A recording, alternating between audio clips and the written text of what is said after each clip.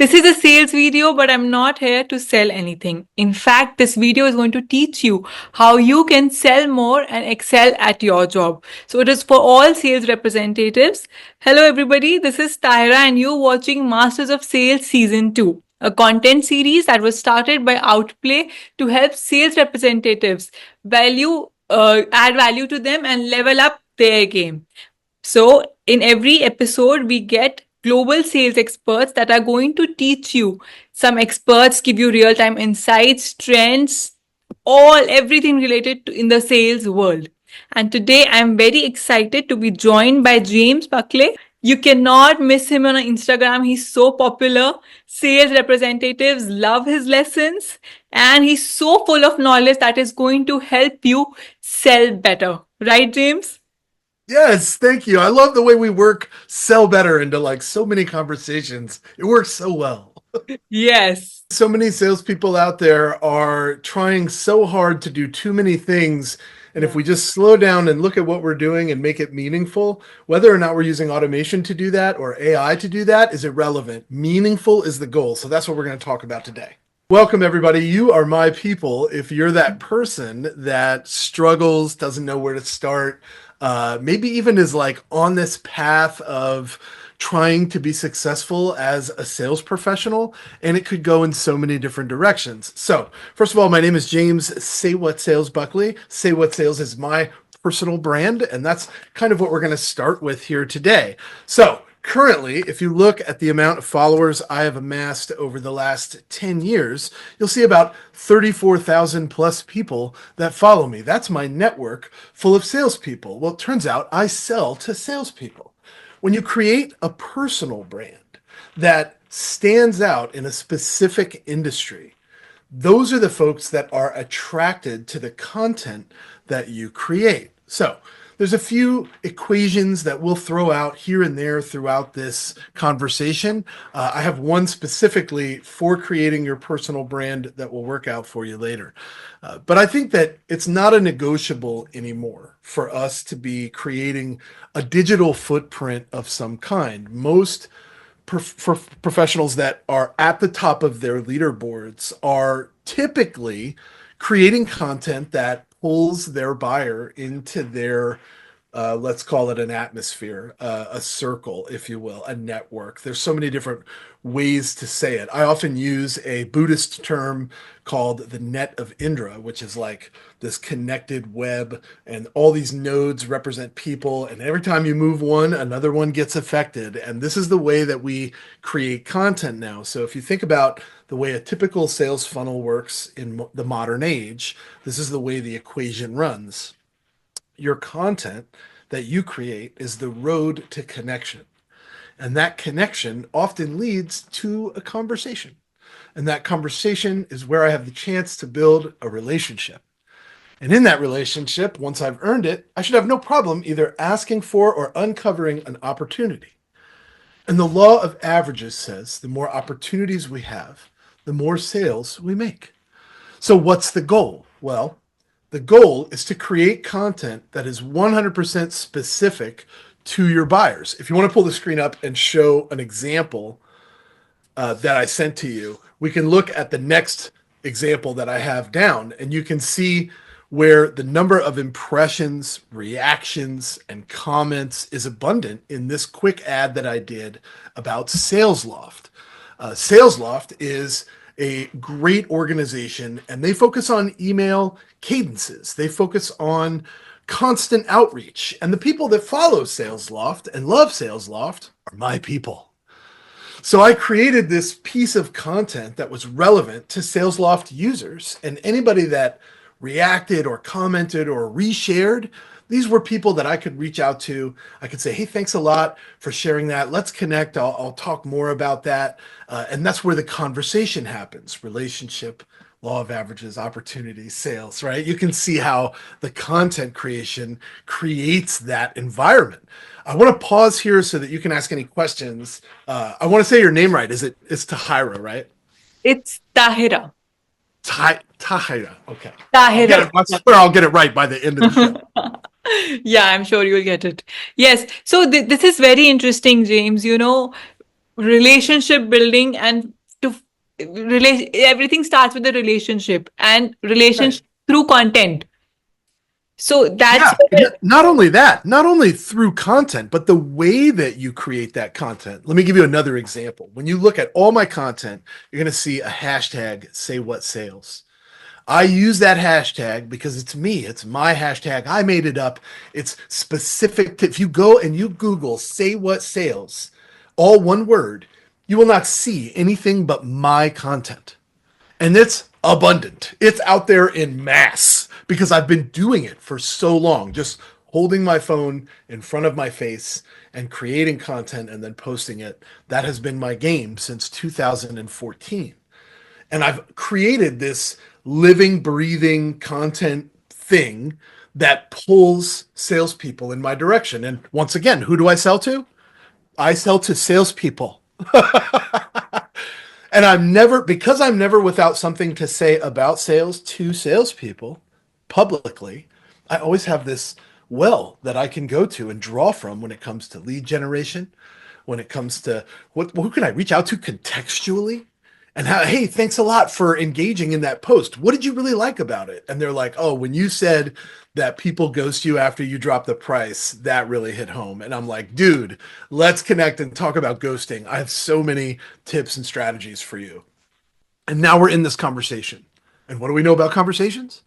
They lead to relationships, which lead to opportunities, which lead to sale. It's an inevitable thing, an innate thing that we are born with. And every time you create something, it'll go back to that funnel. I guarantee it. Yeah, we can move on. yes, So I want to talk about the importance of using other brands attaching. So these are two incredible individuals that were on our show recently. And when I promote for our content that we create internally, the show that I host, Sell Better, learn yes, more, sellbetter.xyz if you're interested, right? I go and I capture the guests that I'm going to have on our show. And then I post about them and I use their profile pictures because they're recognizable in the space. I use Layout, which is an Instagram app that allows me to put these things side by side. And then I move that over and I post it on LinkedIn. And I set them up for success. I create this great experience for them and for the audience. And I boost them up. So right. what happens? Everybody that follows them is like, I love these people. And they connect with me. Hmm. And they follow and they become fans of the show. And all that does, once again, leading people down to the top of my sales funnel, right? And this is the name of the game right now in sales. So I also note that the whole concept is LinkedIn Sales Navigator and prospecting skills. Who do I sell to? Salespeople.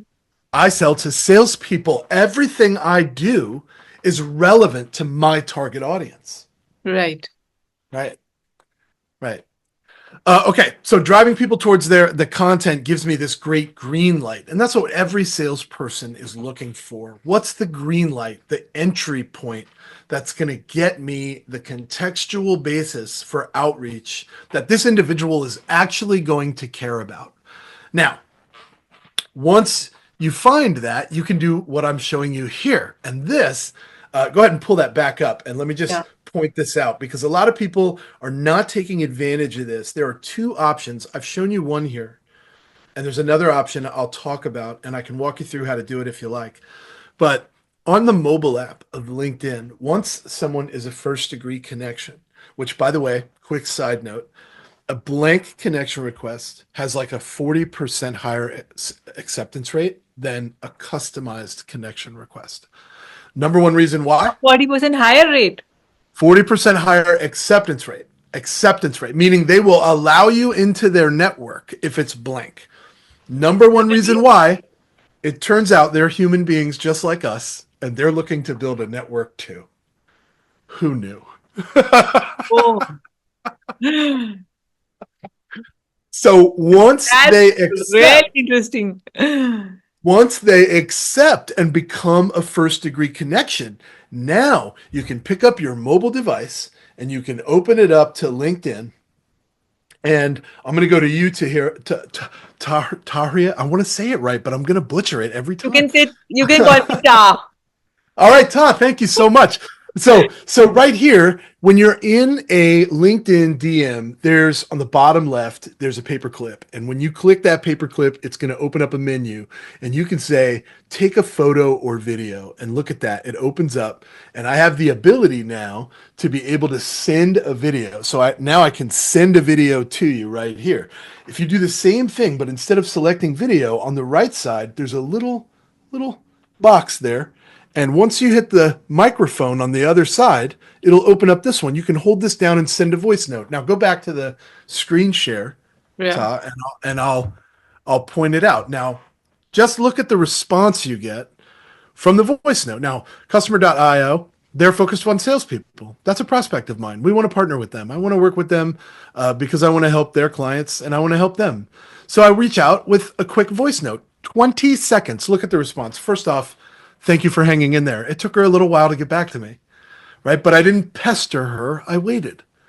Voice notes have the highest response rate. Then she's like, oh, I'm so cool to talk about this. I'm very interested in hearing your ideas. Now, keep in mind, this was my voice note. And you can take the screen down now if you like. When you Yeah. send a voice note, the best way to send a voice note is to just talk about sharing ideas. That's it. Stop trying to talk about why them, why now. You're going to earn that on the call, on the connection.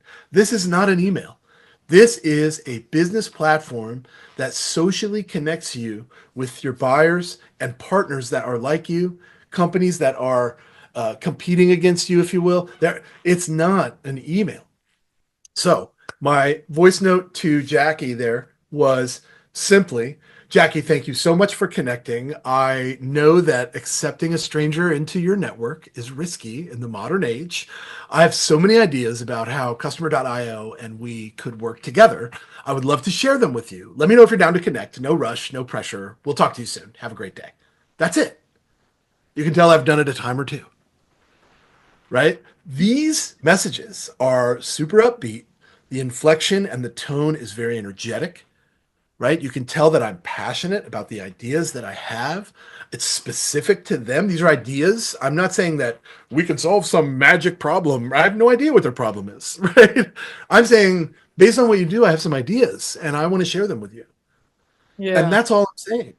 A lot of people are open to sharing ideas. Not a lot of people are open to some stranger pitching me on something that they think they know. I think they think I need. I don't know anything about you, and you got to earn that right.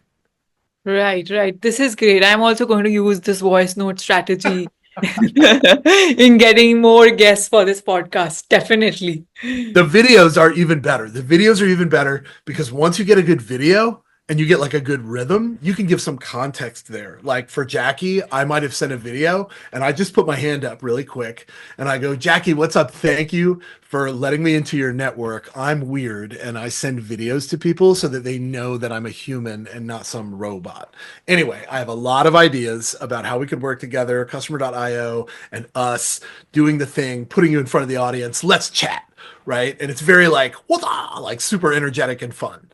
And that's what I want people to get out of the call. When I sell to people and they say, I had a lot of fun. Thank you. I feel like I won the day. These are some of the strategies that are going to make you work in 2025. I think email, cold calling, everything's there. But, just these tips and tricks, little things, little additions to your everyday routine, I think they can make a difference, right? That's absolutely right. And if you pull up the next example, I'm going to show you an even more direct approach when it comes to content, and that's engaging in the comments. So here is the key. And I'll say this to everybody so they can hear it loud and clear. Thoughtful commentary on content from your prospects, on your prospects profile, goes way farther for your sales funnel than the typical social media comment. So this is what I mean. When somebody reaches out and says, I love this because it touches on these points and it's very sensitive. And this is a great strategy for approaching it. Thanks for creating the content. This was very helpful. I love that comment way more than great pick, nice post, wonderful tip. those are generic and less impactful, less meaningful for me as the creator. Your prospects feel the same way. If you leave a great comment, you'll see things like this. Scroll down a little bit. And you can see my friend Rahul from School of SDR reached out to me and said, "Hey, will you do a session with our team on tonality?" And I was like, "Let's do it. I'm DMing you now." This is currently on the calendar. And you can see that this happened a few hours ago, right? Like yesterday. So when you look at it from that perspective, I created a piece of content specifically relevant to my audience of salespeople.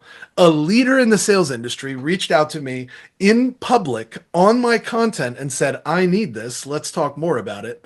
I then reached out and said, "Let's do it." And it is now on the calendar. Is there more of a signal that this could be a purchaser of what I do? No, I don't think there is. Yes, definitely. This is great. Yeah, so let's move forward because cold calling is back. And I really want to go from content and personal branding because that's a winning strategy to this. Because my opinion remains that if you ask your own leaders, go ask your CEO, go ask your VP of sales, go ask any vice president or senior leader at your company right now to show you their inbox. Guaranteed it's unread 8 million. And they have a really hard time knowing what they should spend their time looking at in their inbox and what they should throw away. So they've abandoned it completely. And you can't blame them. That's a good business idea. Well, it's a problem. And the problem has been created by sellers that abuse the automation and the AI in a way that it was never meant to be abused. So the biggest challenge right now for cold callers is that, and once again, let's tie it together. Cold calling is back because the inbox is absolutely destroyed right now, and it's very difficult for leaders to focus there. Here's our biggest challenge as callers. People use the features on the phones that silence unknown callers. And you go, "Oh my gosh, James, I never even thought of that. No wonder my calls go straight to voicemail all the time." Yeah. For every piece of technology that's created to help sellers get in front of buyers, there's another piece of technology that's designed to help buyers avoid sellers. Just think about that for a moment. Yeah, and salespeople, just going berserk, calling every day, day and night, and then wondering what's going wrong. That's right. So, Such a waste boom. of time. Suddenly, there's this feature that allows me to block a caller if the number is unknown. So they go ahead and they do this. This is why you must still send emails. This is why you must still reach out on social. This is why you must still send voice notes. This is why you must still send videos. This is why you must approach things from a multi-channel perspective and stop limiting yourself to just calls and email and social, calls and email and social. Don't do this. Video, voice note, direct mail. Send something ridiculous in the mail and get their attention. Dale Dupree, again, very good at this. Okay, let's talk about openers because openers, I think, are something that people struggle with. The standard opener that people tend to give when they make a call and somebody actually answers is, "Hi, my name is, and I'm with, and we do." This is the hardest thing for young or new sellers to break free from. Because once they ingrain that in them, they take it with them everywhere. I can tell you, this is the magic dust here. No one cares who you are or who you're with until you've earned that. So stop opening with it. Your tone really matters. This is a old sales tip from Chet Holmes's The Ultimate Sales Machine. It works for me on calls all the time. It's a downward inflection instead of an upward inflection. So Ta, I'm sure you've made enough calls. You know, we have a tendency to go like this. "Hi, can I speak with Ta, please?" And there's this little upward inflection in our voice. Yeah. Already, we sound very unconfident. We are asking for something a little bit timidly. Now, listen to this. "Can I speak with Ta, please?" That is much more authoritative. Yes. It's very confident. I mean, business is the tone. And this became a serious call very quickly. Now, why does this work? One, if it's the person I'm trying to reach, they're instantly interested in why I'm calling because I mean business. So they're like, yes. They're like, who's this? Now you've earned the right to say your name. Good job. You didn't force it on them. They care now. So the next reason why it works is because gatekeepers have a tendency to say, I can put you through to their voicemail.